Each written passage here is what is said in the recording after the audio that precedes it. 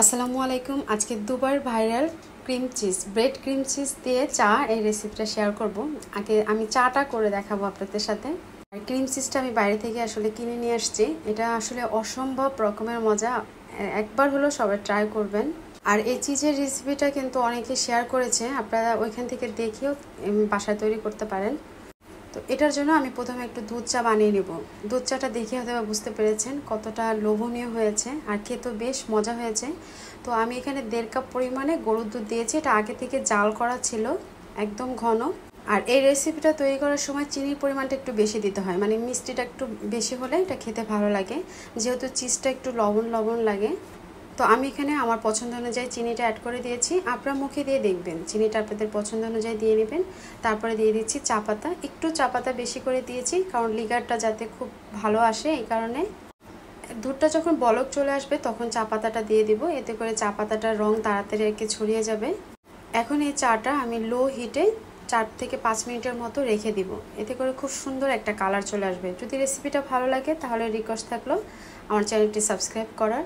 অনেকে দুধ চার ভিতরে গরম মশলা খায়, তবে আমার কাছে গরম মশলাটা ভালো লাগে না, এই কারণে আমি এমনিতেই করি আর কি চাটা।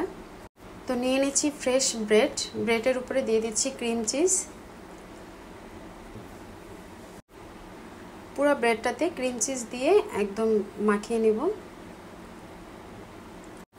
আসলে এটা না খেলে কেউ এটার টেস্টটা বুঝতে পারবে না, অসম্ভব রকমের মজা এই খাবারটা। এক পিস ব্রেডের উপরে খুব ভালো করে এটা মাখিয়ে নেব। তারপর এর উপরে আমি আরেকটা ব্রেড দিয়ে দিব।